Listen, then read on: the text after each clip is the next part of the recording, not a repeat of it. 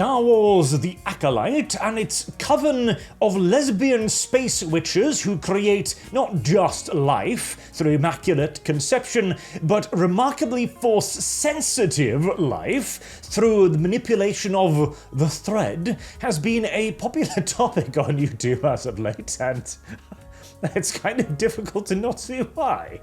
That is a thoroughly ridiculous thing, and even more so in Star Wars. Now, on the one hand, we actually already knew this was going to happen, of course. I talked about this in an article I read about the Acolyte a few weeks ago, but oh boy, seeing is believing.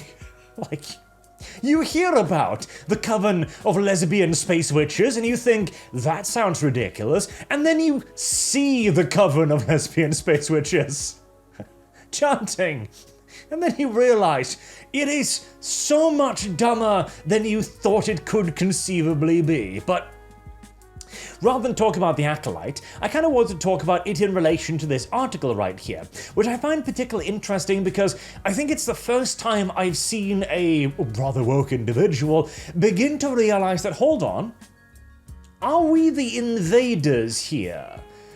Is Star Wars dying because we are being gate-kept? Yes, correct. This is one of the first instances I've seen of the progressives going, hold on, the gatekeeping is working. It is actually holding us out by choking the life out of the thing we have infested.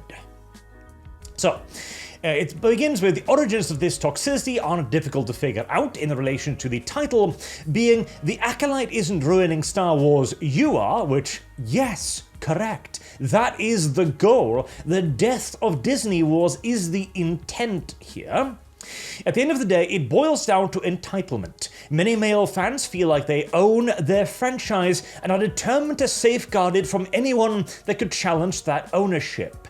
Gatekeeping, yes, correct, because the male fans do own this franchise. They do own Star Wars. Now, importantly, they say that makes it hard for disparate groups to coexist, and is even harder for any non-white, non-male creatives hoping to tell stories within the franchise.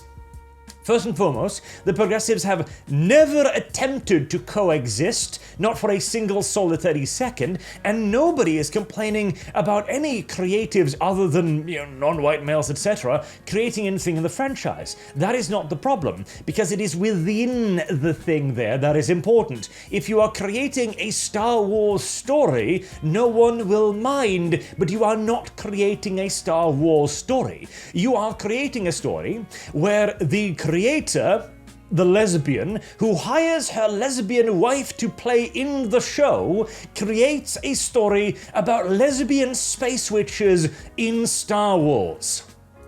That is what you are creating. You are not creating a Star Wars show, you are creating a lesbian space witches show, which, if I was to be particularly mean, I might insinuate that says something about a deep-seated desire for children that is biologically impossible for the individual in question to actually make a reality. But let's not be that cruel, because otherwise YouTube might come for my channel. Anywho, the point is here, yes, this is the males franchise. Why? Because when Star Wars first became popularized, it was not only primarily amongst male fans, but near exclusively, because this wasn't cool back then. Now, this is Star Wars. This right here. Like, hey, what side of the Oreo cookie are you on? The light or the dark side? Or, hey, would you like to know the recipes of them spice cookies so you can bake them at home? Normie garbage. This is Star Wars today. This wasn't Star Wars when it was created. This wasn't geekdom when it was created. This was a very small niche for which you were bullied for. You didn't become popular and said, hey, I'm a fan of Star Wars. No, you got taken out behind the school building and beaten. That is why this is the males franchise. They were here first. They popularized it. They created it. They do indeed own it. It is not merely a case of entitlement. It is theirs. And again, if you wanted to then come into it and create alongside us, there was no barriers to that entry whatsoever. I make this point every time I talk about 40k and diversity and inclusion and all this nonsense. There was never a sign on the door of Games Workshop store saying no blacks or women allowed. It was a hobby open for anyone, and only after the progressives got into the hobby did it become Warhammer is for everyone, but this was a progressive resort, not something that was there to begin with. Again, the disparate groups never attempted to coexist. Here, let's have a look at, again, the cast and crew, right? How many white men do you see here? Because that's what they picked out, right? How many white men do you see?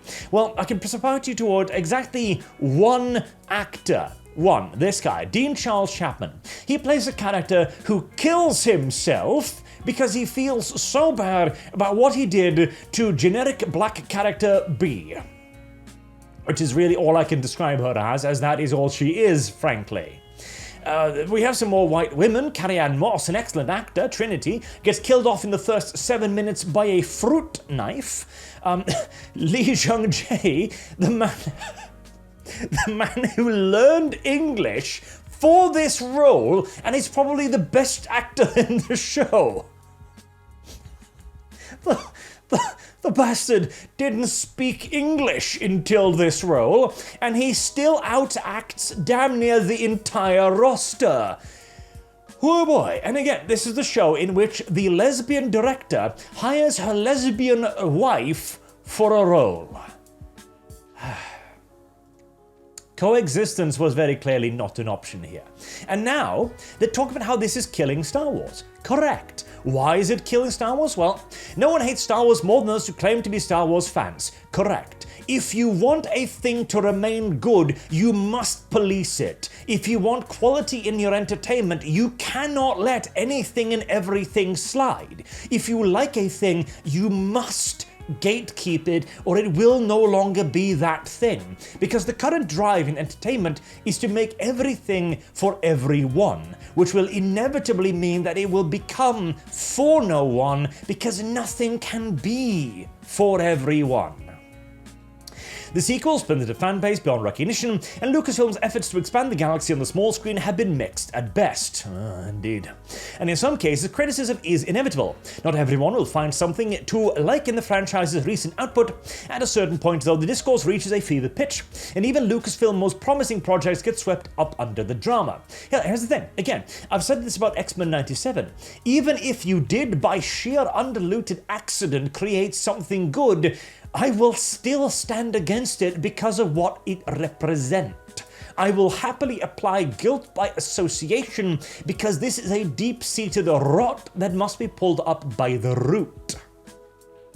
The Acolyte is not the first Star Wars project to face the brunt of fan backlash. Fan, indeed. And it likely won't be the last. But the new live-action series is also one of the best additions to the galaxy far away in a long time, embracing decades of nostalgia whilst also thinking critically on the franchise's legacy. It also might be the most diverse Star Wars story yet, and while that's definitely a boon for marginalized fans, it's made the Acolyte the target of a vocal splinter of the fandom. Now, again, they never mention why it's apparently so good. It's not. It's awful. I've watched it now. I'm not even going to do an episodic review of it because it doesn't deserve the attention.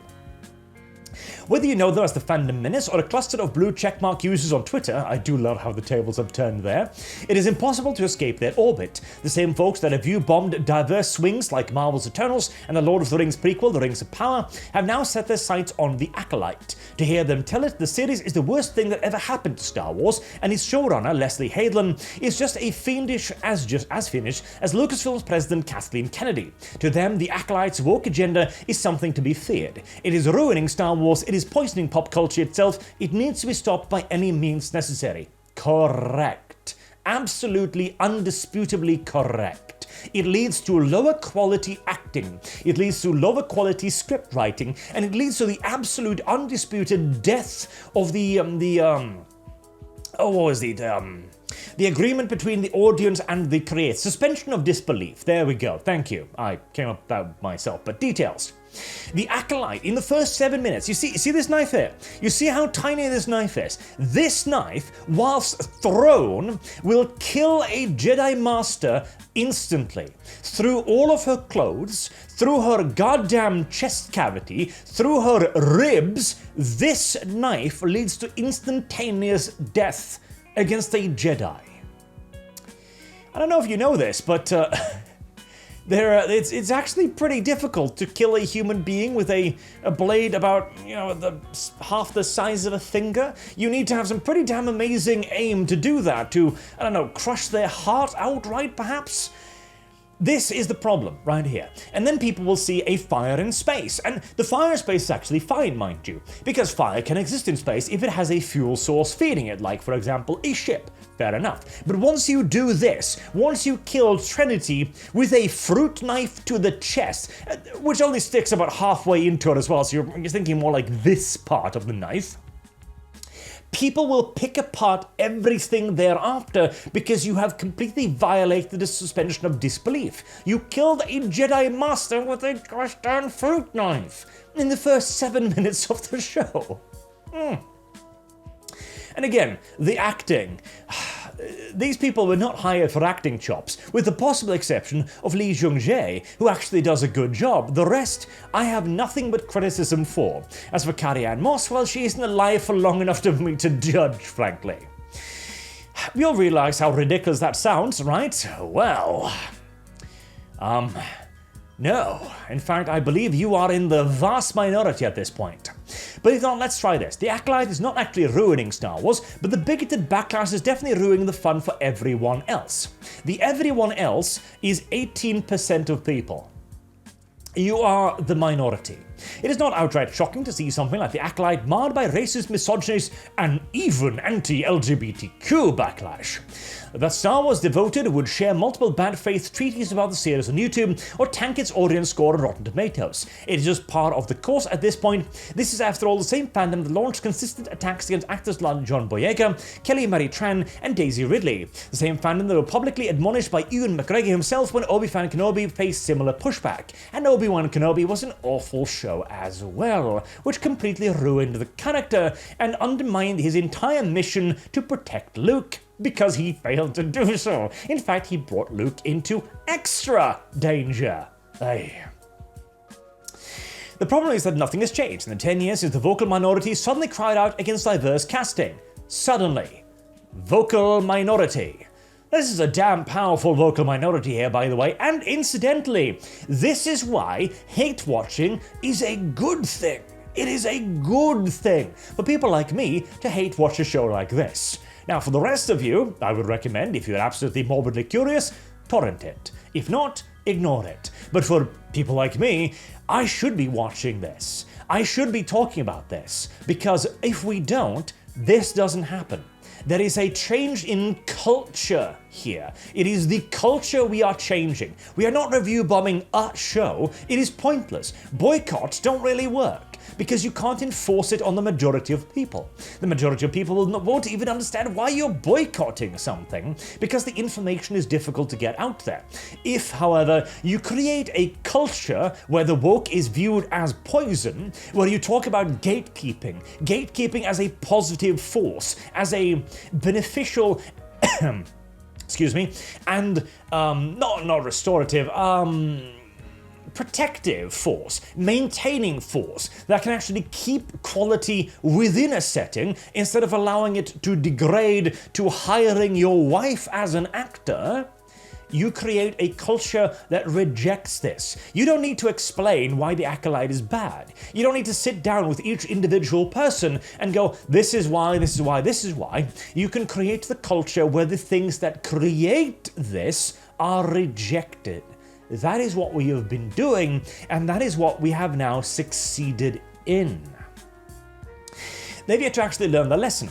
The arguments are bleeding into even casual discourse surrounding the Acolyte. Yes, Yes, absolutely. Gatekeeping is suffusing every level of this. Comments on the set design and screenwriting have turned into misogynistic microaggression against Hidden. Even critique on the series have been weaponized by its haters. There is no room for nuance when it comes to The Acolyte. You either stand with the series, flaws and all, or you're irrevocably against it. Good. See, years ago, I would have argued for nuance. I would have argued, oh hey, you know, the fire in space, I can explain that, that does make sense. At this point, no.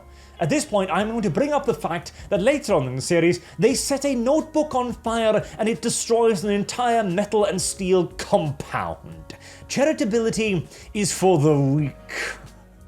Okay? I've told this story every time about this, but when we started this whole resistance, this whole fighting against wokeism, we had no idea what we're up against. We were trying to explain shit to them, like, what do you mean 40k sex is? Let me tell you about how it isn't. Let me tell you about the female characters. Let me explain why you're wrong. That was never the point. It was never a charitable argument. It was never a misunderstanding or lack of knowledge. It was always malicious. And the only way to fight this fire is indeed with fire. If somebody has lied to you for their entire goddamn existence, you do not extend nuance towards them, you do not extend charitability towards them, you close the fucking door and let that be that. Simple as. And The Acolyte is the first moment where they have finally begun to fully realize that the culture has turned full force against them. Star Wars is no longer a credible franchise because of the people who own it, because of the people who create it, because of the people who act in it, because of the culture that has been created around it. The YouTube influencers who harangue over this have more cultural power than Disney now, and they were only given it by you. You are what ruined Star Wars. We are merely putting it out of its misery in the hope that something beneficial will rise from the ashes. Because if you love something, you must police it when it's going out of control. You have to do that. You cannot simply accept every piece of garbage produced and laud it equally with what is actually good. I'm not going to throw any more metaphors at you here, but to keep a garden, you do need to actually remove the weeds. An Acolyte is the mother of all weeds, strangling everything else. And the sooner everyone realizes that, which it seems as if we have, the sooner we can get back to creating something of actual quality. And God willing, we will have learned a valuable lesson about opening our doors to just anyone who asks. We'll see. We will see. History is cyclical after all, and I do suspect a lot of these lessons will be forgotten within the next decade or so, but I am naive of nothing else. Until next time, I have been Arch. Thank you all very much for watching, and remember, gatekeep, always. Have a good day.